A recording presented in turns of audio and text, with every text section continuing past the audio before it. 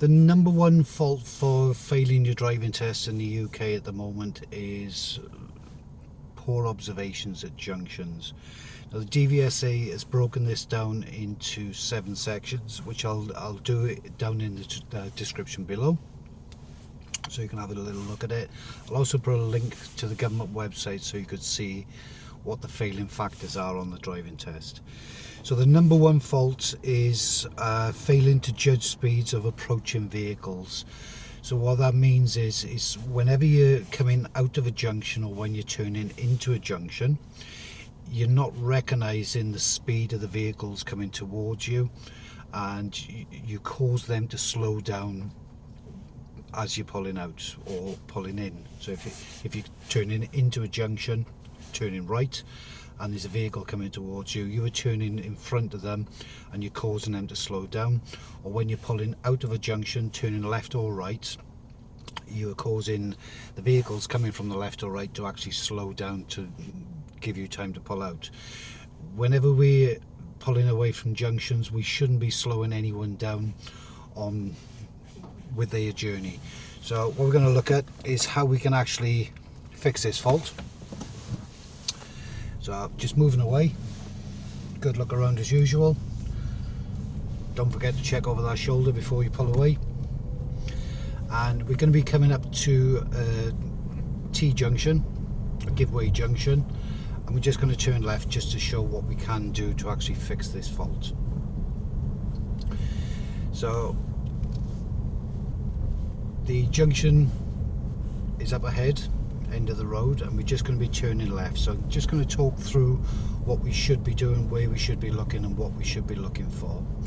So at the moment we've got parked vehicles left and right, and I can see there's vehicles parked on the opposite side of the road. So anything coming from the left is going to be on the wrong side of the road. Rear left mirrors, left indicator.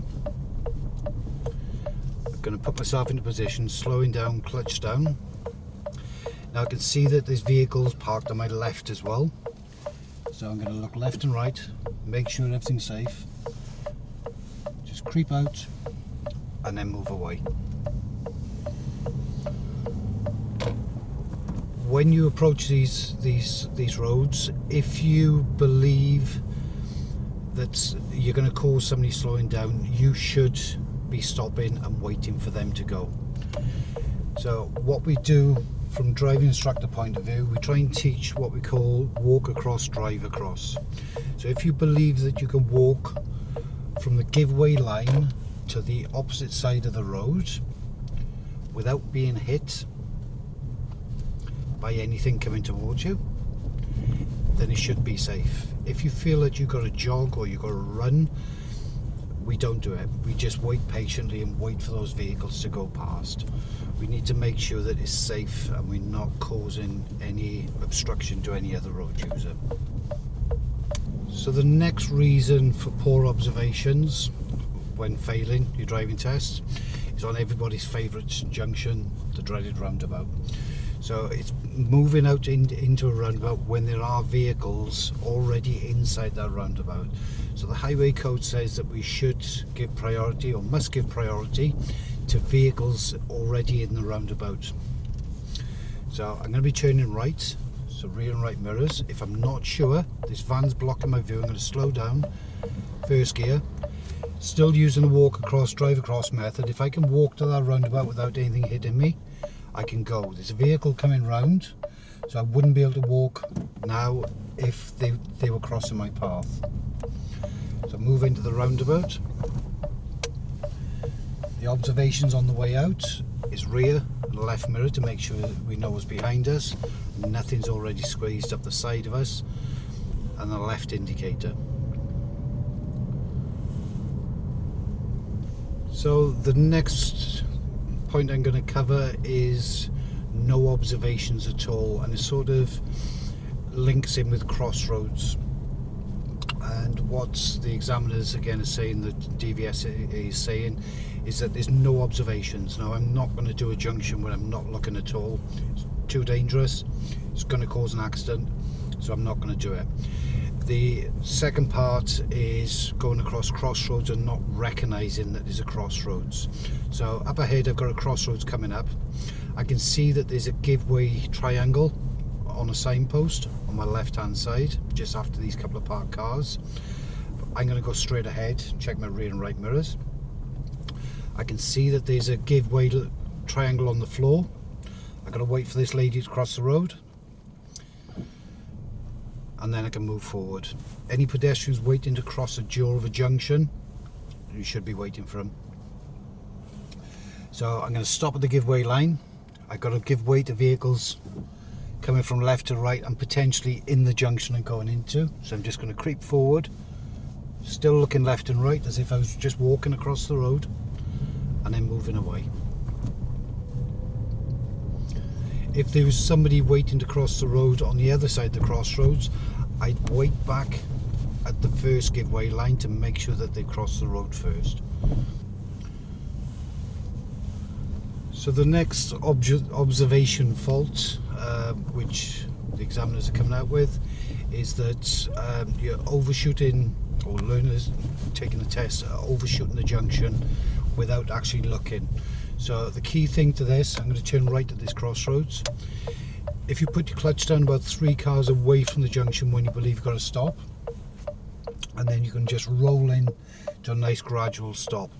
What they're saying is that they're moving forward too far before actually stopping. You need to stop at the give way line or the stop line, whichever is on that junction. Then you can creep forward if it's safe to do so, while doing your effective observations. So I can move out now, so I'm still checking. As I come out, quick check behind me again to make sure I know what's behind me. No cars behind me.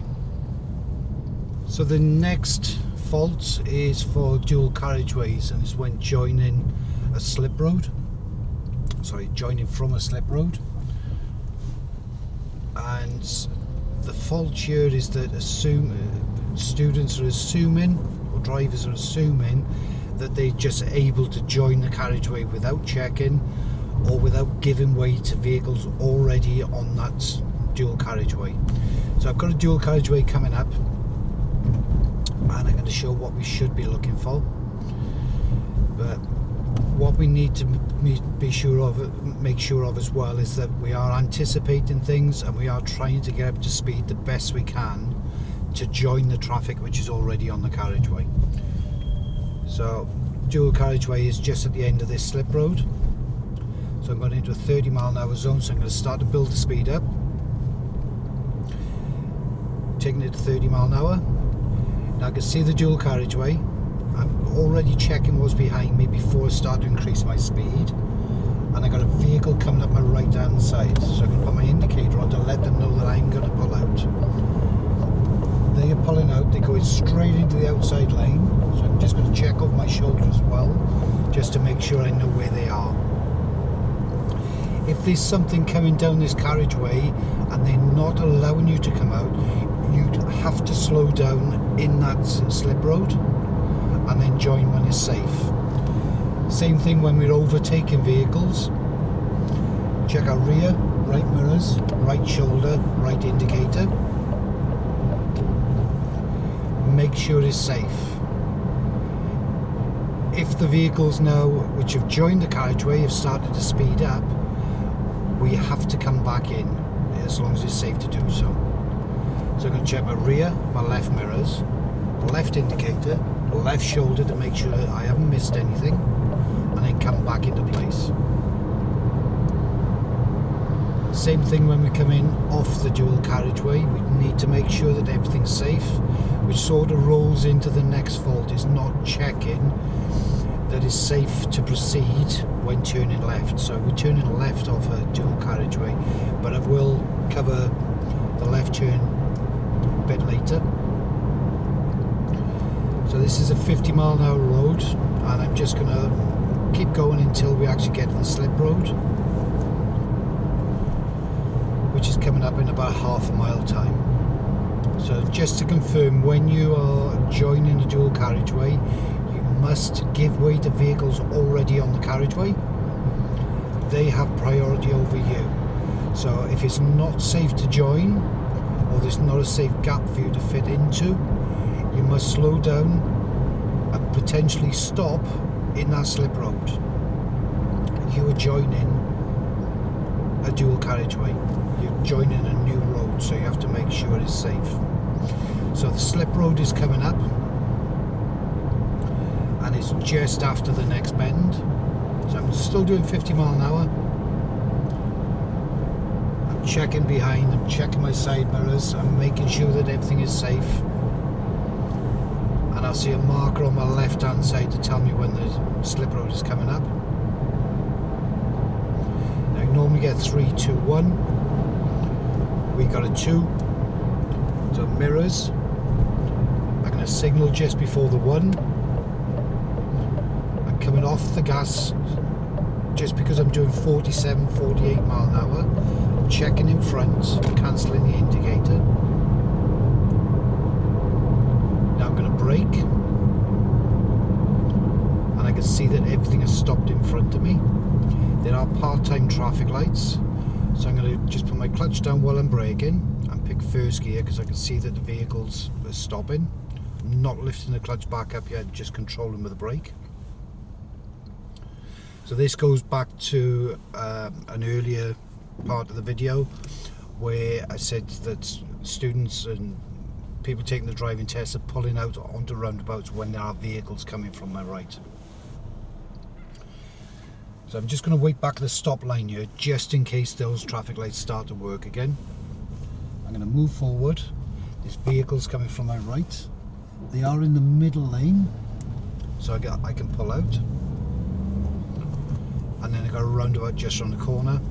So just to confirm again, I'm just going to hold back for this clip on the video. So mirrors, signals, nothing coming from my right. My exit is clear, so I can proceed.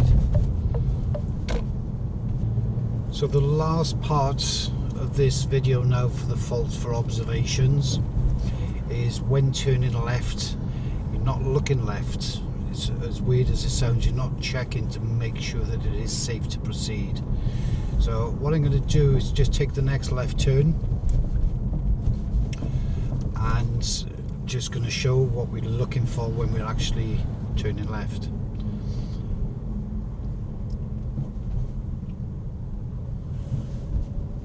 So the left turn is coming up, so rear, left mirrors. I can see inside the junction, but I can't see behind the bus stop. So I'm going to slow down and anticipate that something could be in the road. There's a parked vehicle, but I'm looking around the junction and making sure that it's safe. We're not just looking for vehicles. We're looking for pedestrians, we're looking for cyclists, we're looking for cars, vans, bikes, motorbikes, whatever could cause you to stop in the road. We are looking for it, even animals. So make sure that you know what is in your exit road. So I'm just going to continue down this road now. Just there was a bus parked there a moment ago, and it's sort of trying to confirm what we're looking for when we're actually turning left. So just checking around the mirrors, just so I know what's happening around me at all times. If something was to pull out of a junction, if somebody was to jump out of this car in front of me, I know what's around me just in case I need to stop. And it's not mirror, mirror, mirror, it's mirror, have a little look, make sure everything's safe, recheck the mirror if there's something there which is concerning you. So we're going to be turning left. So I'm going to go rear, left mirrors, left indicator. I can see the junction is quite close, so I'm going to put into first gear. I'm going to hold the clutch down. Now what people are doing is only looking to the right. So if you just sit here, look to the right and then pull out, you will fail for it. So what we should be looking for is, right, we've got vehicles coming from the right and I got a bus parked on my left. So I'm anticipating people around it as well. So I'm just going to sit here for a second, wait for the paths to become clear from my right. And and I'm going to go after this white Volvo, still checking left. As I come out, I check around the bus and I check my right mirror to come around it. If it's safe, I'll change the gear, I'll check my left mirror and I'll come back in. So I hope this helps with understanding why people are failing the driving test for observations. What I'll do in the descriptions down below, I'll put each section which the DVSA are highlighting. I'll also put a link to the DVSA website for the top 10 faults, but I'll cover the other 9 faults in other videos. I will put timestamps on each section just so it's easier for you to find it, and what I'd suggest is just having a little look through each section of this video just to make sure that you know exactly what the examiners are looking for. I hope this video has helped, and I hope it helps you understand why people are failing the driving test. If you'd like to see more videos like this, or you're enjoying these types of videos, please give me a thumbs up. Please drop me a comment if you'd like to see something else, but most importantly hit that subscribe button and I'll get more videos out as soon as I can. So thanks for watching.